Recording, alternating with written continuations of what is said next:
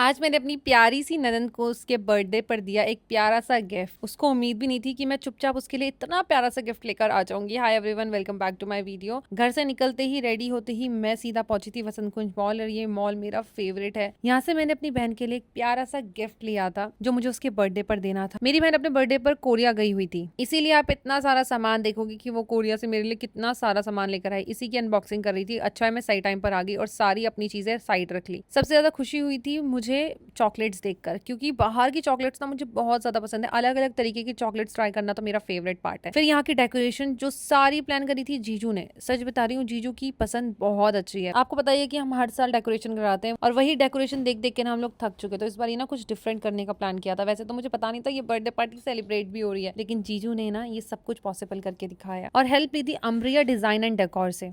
इनकी डेकोरेशन मुझे बहुत पसंद आई। फर्स्ट टाइम इन्होंने हमारे घर पर कोई डेकोरेशन करी है और सच में इतनी ज़्यादा सुंदर कि आंखें नीचे नहीं उड़ती, मन कर रहा था देखते रहो देखते रहो। और ये ब्यूटीफुल सा और टेस्टी सा केक आया था द हेजलनट फैक्ट्री से। इन्होंने केक सच में बहुत टेस्टी भिजवाया था कि जितना देखने में सुंदर लग रहा था ना, उससे कहीं ज़्यादा खाने में टेस्टी था। फिर हमारा खाना स्टार्ट हो गया था। एक एक करके हम सभी लोगों ने ना खाना स्टार्ट कर दिया था, क्योंकि गेस्ट को आने में टाइम था। तो हमने सोचा कुछ तो खा ही लेते हैं। जो जो चीज़ें बन रही थी ना वो हम तक आ रही थी और हम टेस्ट कर रहे थे। हर एक चीज़ टॉप नॉच थी। मज़ा आ गया खाना खा के। सारी चीजें मैंने कैप्शन में डाल दी है। अब हमारा डांस स्टार्ट हो गया था, क्योंकि डांस कंपलसरी है। हर एक फंक्शन में डांस होना बहुत जरूरी है। मेरे पति हमेशा की तरह लेट आए क्योंकि उनकी मीटिंग्स थी। उसके बाद पूनम दीदी के इन लॉज आ गए थे, होने वाले इन लॉज, जिनका हमने बहुत अच्छे तरीके से स्वागत किया। और उसके बाद सब लोगों ने केक कट करवाया दीदी का, गिफ्ट्स दिए उसको और केक खिलाया। सच में ये मोमेंट ना बहुत यादगार मोमेंट होता है। जब आपके घर में कोई भी फंक्शन होता है, मन करता है बस यही यही पल जीते रहो और एंजॉय करते रहो। वैसे ही आज का दिन था, बहुत मजा आ रहा था। लेकिन लेकिन लेकिन एंजॉय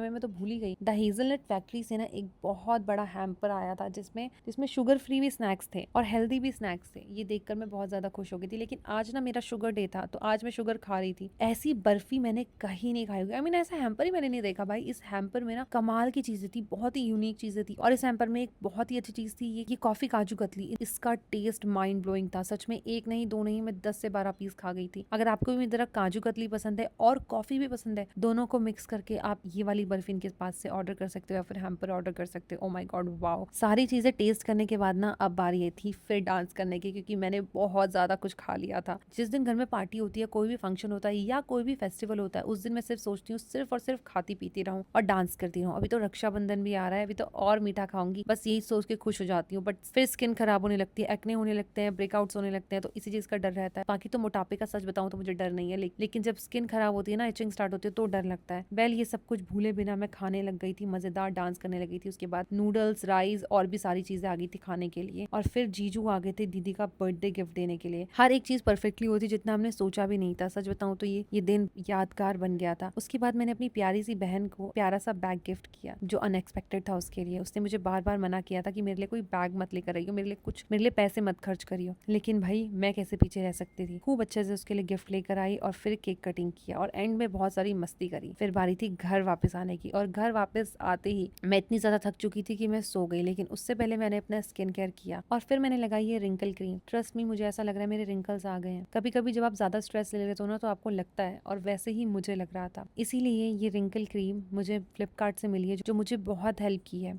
इस प्रोडक्ट का लिंक मैं कैप्शन में डाल दूंगी, अगर आपको भी चाहिए तो चेकआउट कर लेना। मिलते हैं दूसरी वीडियो में बहुत जल्द। Bye guys, love you all.